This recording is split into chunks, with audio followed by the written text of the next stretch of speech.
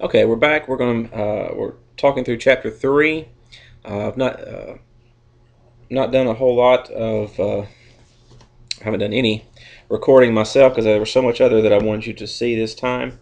Do have one session that I want to run through very quickly, and to fill time certainly, but more importantly than that, to give you some information. Playing off of, and so I'm going to move very quickly because I am limited on time here. Playing off of some of the things that we've talked about previously about the differences between entrepreneurs and small business owners. Wanted you to know about. That definition is not clear even in the academic world. In fact, going back to 1971, there was an economist by the last name of Kilby, Peter Kilby, who likened entrepreneurs to a heffalump. And if you remember from the Winnie the Pooh stories, or you have kids that have read Winnie the Pooh, the heffalump is a creature who many of the characters in the Winnie the Pooh stories had claimed to know about, new details and information about, but had never really seen, so they couldn't truly describe it accurately. And the same is true for entrepreneurs. There are so many different descriptions and opinions about what an entrepreneur is or should be, but no one, there is no one single definition that everyone agrees upon. And I may have already said this in the Winnie the Pooh stories, at least. No one had ever seen a heffalump. Of course, that's not true with entrepreneurs. We see entrepreneurs every day, and it's fairly easy to get a pretty good idea of what an entrepreneur is and should be. But again, as far as specifics, that's not been nailed down. So. What are some of the things, you've seen some other videos that I've posted here on Blackboard about characteristics of entrepreneurs and some of the driving characteristics behind what makes them entrepreneurs tick, their personality characteristics, those kind of things. I want to go through some myths and realities about entrepreneurs. There are many, but there are a few specifically that I want to point out in our brief time. I'm going to try to keep this under 30 minutes.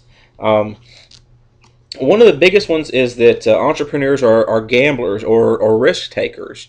And while it's true, and in fact, in the definition of the word entrepreneur is someone who undertakes a venture and puts capital at risk. They're putting their own money at risk generally. It's very difficult, rare to see a business where the owners, the starting partners, can convince investors to front the money, everything that's needed for the venture. Generally, they're going to have to put in some of their own money. Excuse me, and so that with that, their money is at risk. Excuse me. Their money's at risk, and but that to me, that is one of the that in itself is not the risk that many people think of when they think of entrepreneurs. They think of entrepreneurs as being very risky. Now, certainly their money is at risk, but that does not mean that they're risky people. And I've seen this in the investment world also. Excuse me. You may see questionnaires. I'll get to the comparison to the investment world in a minute, but you may see questionnaires. You can go out on the web and do a search for a entrepreneur self-assessment test, entrepreneur risk assessment, entrepreneur risk profile. There's a entrepreneurial index. You answer. The point is you answer these certain questions, and it tells you if you have a propensity towards entrepreneurship or small business ownership. And many times there are some questions that have some some aspect of risk in those questions. However, more times than not, that component, the thoughts, feelings that entrepreneurs are risk takers, come more from the outside. Those that study entrepreneurship, academics, rarely will you see them list risk taking as one of the characteristics of an entrepreneur. There are many others, but rarely does that characteristic come up. And what that tells me is the people that truly are in the know, the people that study entrepreneurship, don't view entrepreneurs as risk taking, someone who welcomes that risk. Rather, what I would say and what I have seen and believe myself is that these individuals are calculated risk takers. There is a difference. Now, what does that mean? What is calculated risk? That means taking in lots of information and data and making an informed decision. When you do that, you feel comfortable. You feel fairly confident, maybe even very confident about the outcome. Okay? Going into something blindly and not knowing what the possibilities are, that's risky. Yeah, and someone that does that, I would say that it's not very smart to do that. And so I applaud you for going through a course such as this, because you will be better equipped. And I've said this many times in other videos, but you're going to be better equipped to make those decisions about whether or not you should go into a certain business after critically analyzing the information, putting a plan down on paper. You will be able to hopefully make that decision. And if the answer is no, you need to be honest with yourself and say, you know what, I'd like to do it, but now there may be a better time for it, or it may just not work out. Maybe a better place for it. But based on what you put together, if it doesn't work, if it's not feasible, you don't need to go into it, because it's like throwing money into the wind. Okay, so entrepreneurs are calculated risk takers. They're not just risk takers. They're calculated risk takers. Okay, so that is the number one myth to me. Closely behind that is one that entrepreneurs are born, not made. There's a thinking out there that you can't teach entrepreneurship, that you either have it or you don't. And I don't believe that's true. I believe almost, not everyone, but almost everyone has something in them that pulls them to want to do something for themselves.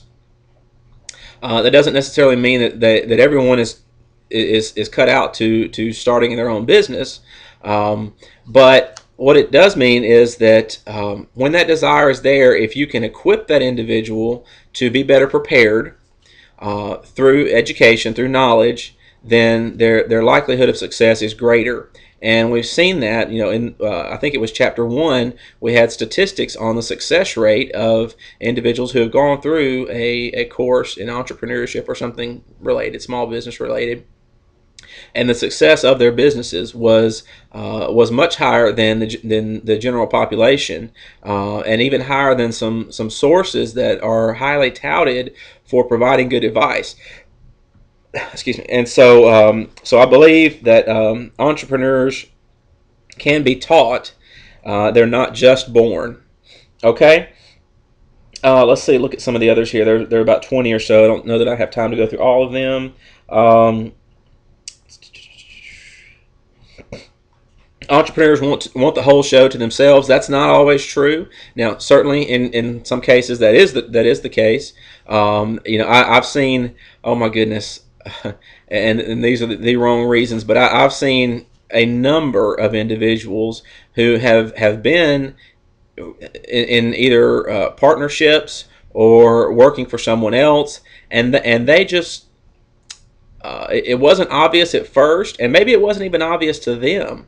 But as the business progressed, it became obvious because of the lack of doing certain things that really all they wanted was to be in business for themselves.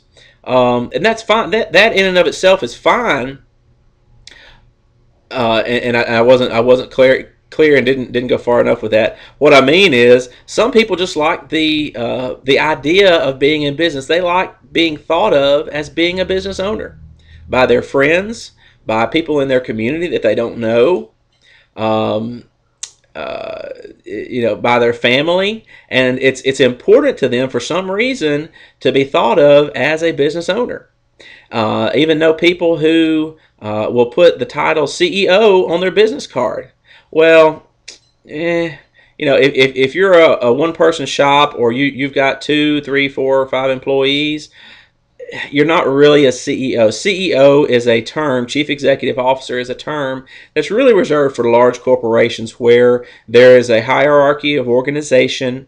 You certainly, you're the owner, the president, and I'm not knocking any goals and aspirations, but there are a number of people who will start businesses for the recognition, and it doesn't become clear at first, maybe to outsiders, and maybe not even clear to them ever, but unfortunately that is the case, and more times than not they're doomed to fail if that's their goal. They'll get what they want. They'll get their recognition. They'll get to go to meetings and pass out business cards with that CEO on their card after their name, and that's important to them. But unless you can build a substantial business. And when I say substantial, I don't mean I should say sustaining business. It doesn't mean anything. What you put after your name, if you put letters after your name, or you call what you call yourself, doesn't matter. It's what your business does. So not everyone can be a business owner. Okay. Well, that one was actually entrepreneurs want the whole show to themselves. Okay. Let's see here.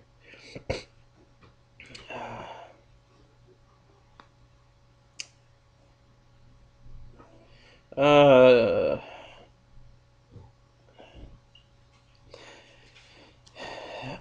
Entrepreneurs should be young and energetic. That absolutely is a myth. There are businesses started every day by individuals who are in their 40s, 50s, 60s, maybe even into their 70s. And a lot of times it's a function of sometimes people will get in a business that's comfortable. And they do that for years, and they've always got in the back of their mind, they've always got that desire, that feeling that they wanted to do something else, and it may be a lack of funds, a lack of capital that prevents them from doing whatever it is that they wanted to do. And so they have to work in the corporate world, or in some other setting, teaching, engineering, whatever it is that they do, and healthcare. But they always had it in the back of their mind that they wanted to do some sort of business on their own. And later in life, when they get to that point, I use the phrase by choice or by force. Sometimes you just get to a point where you say, you know what, it's now or never. I've got to do it. Or else I probably won't do it, and so they'll leave a corporate job. Sometimes they're forced to leave. That's the forced part of it, by downsizing, outsourcing of jobs, those kinds of things, and they'll maybe get a pension or a severance pay, and take that and use that money to start their business, the thing that they've always wanted to do. And in fact, those individuals may even be better equipped because of their life experiences and things that they can bring to the table, things that they've learned, even without necessarily going through, a business-related course. I feel like that can be helpful even still, but they have so much life experience that they can bring to the table to help make that business successful. So don't necessarily have to be young. You do need some energy, because it is going to take some long hours put in, especially for those that are doing it on the side of a regular full-time job. Entrepreneurs are motivated by the quest for the dollar. While that certainly is true, individuals that are business owners want to be able to, excuse me, to certainly continue a lifestyle that they had previously. There may be some understanding that they may have their lifestyle may have to take a little bit of a a step back for a period of time while they're building the business. But many times entrepreneurs are motivated by many other things, such as freedom, flexibility, desire to spend more time with family. There are a host of other reasons why individuals start businesses. It's not always about the big bucks. In fact, in many surveys that have been done, small business owners a lot of times will actually spend more time working in their business for not much more income. Sometimes around the same level of income as their counterparts in a similar business. But it's what they enjoy doing. They can call the shots. They can make the decisions about the way things should be run, and that's worth a lot to some people. Okay. Um,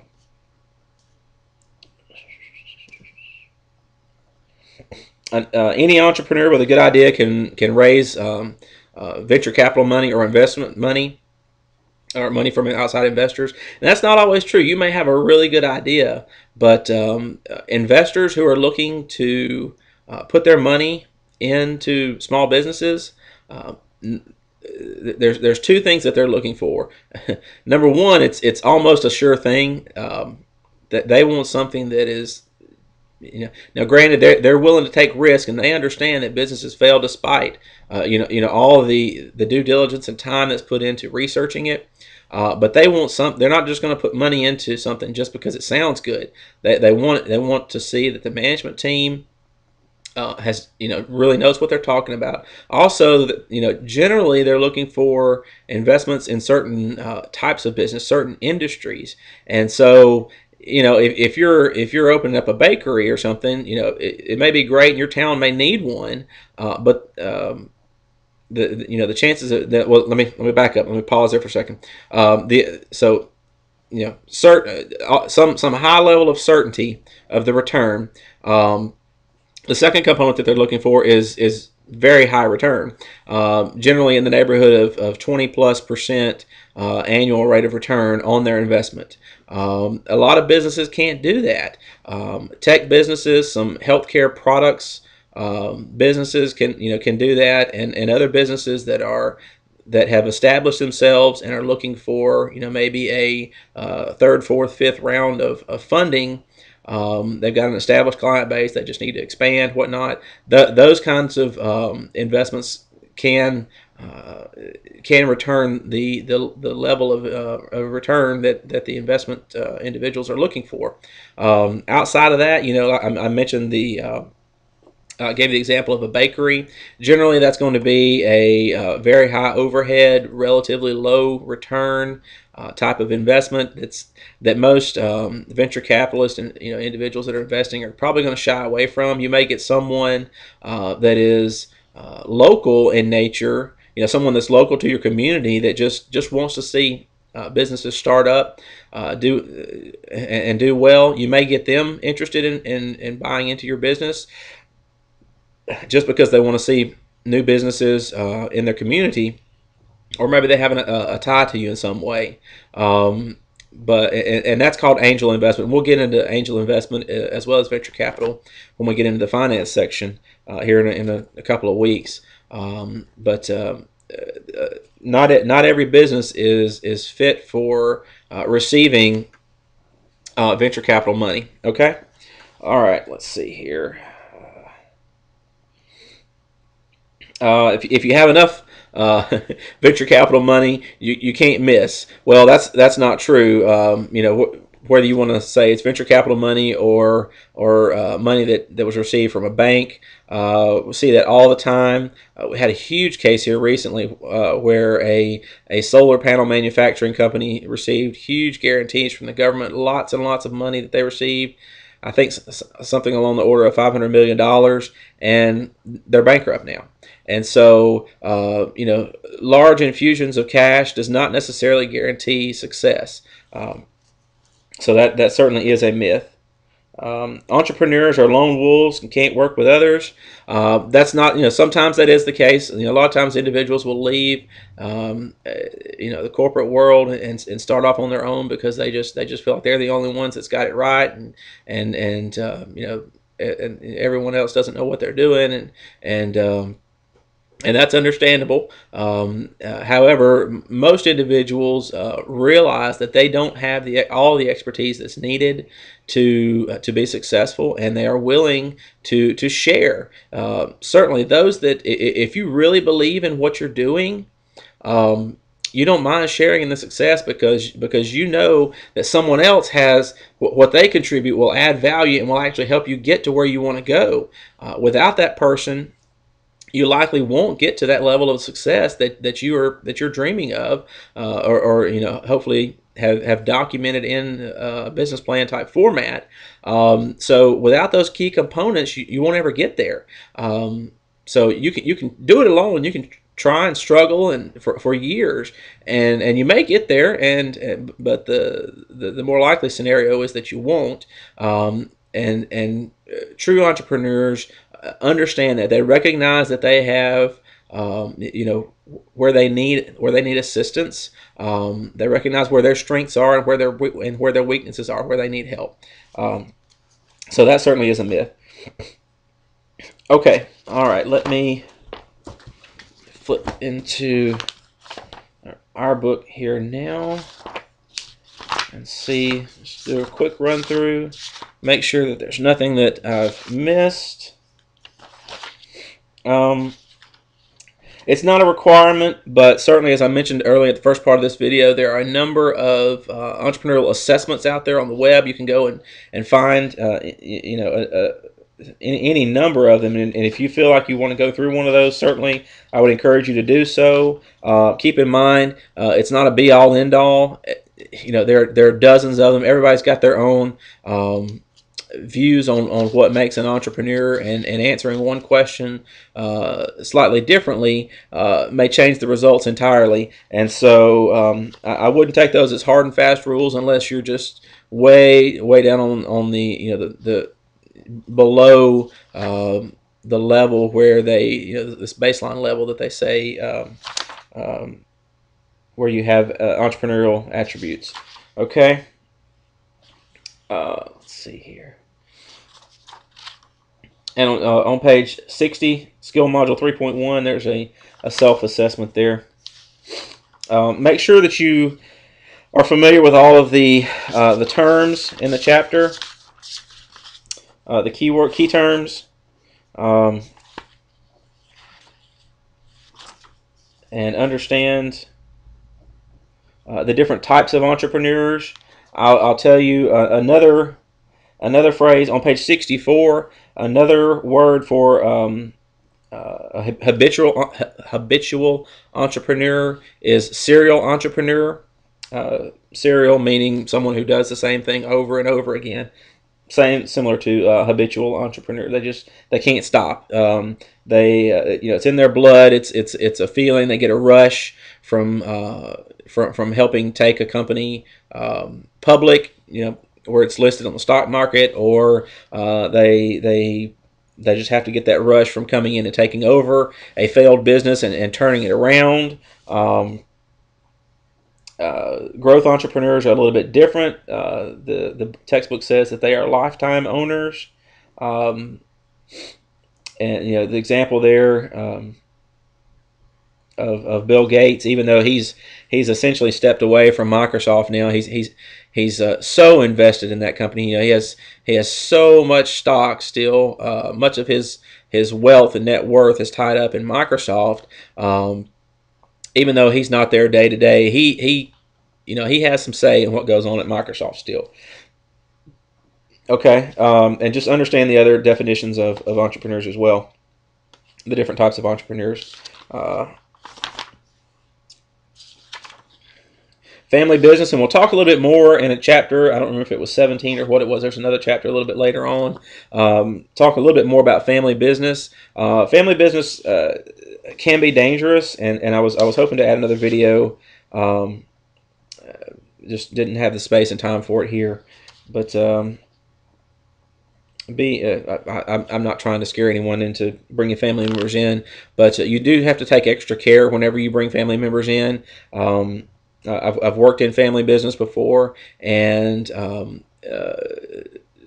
this not necessarily my opinion, but others have felt like there's a fear that if something were to happen to the owner, not you're comfortable with the current ownership, but if Junior takes over, I'm not sure I want to work for Junior. I saw Junior grow up. Have you seen the movie from 15 years ago or so, Tommy Boy? I might see if I can find some clips from Tommy Boy with oh gosh, what was his name? Well, anyway,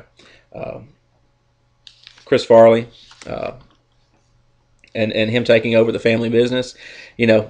I'm sure there was a lot of discomfort with him being named, to the position that he was there. That's not always the case.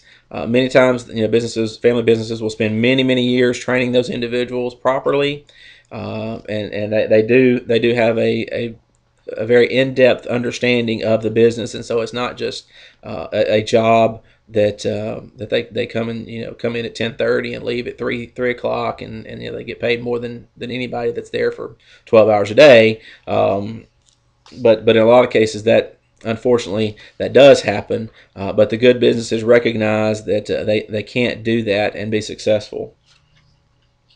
All right. Okay. And we talked a little bit, in this video about this concept, but our book touches on it on page 71 and 72. Second career entrepreneurs, where you start something late in life. So read through that section, understand that. Very short chapter, but do want you to post on the discussion board. Interested to see what topic headers you come up with regards to personality of entrepreneurs. Don't just take what's in the book. I would encourage you to go and, especially with regards to the discussion board, go and do a quick search about personality types of entrepreneurs and use that as a discussion board topic.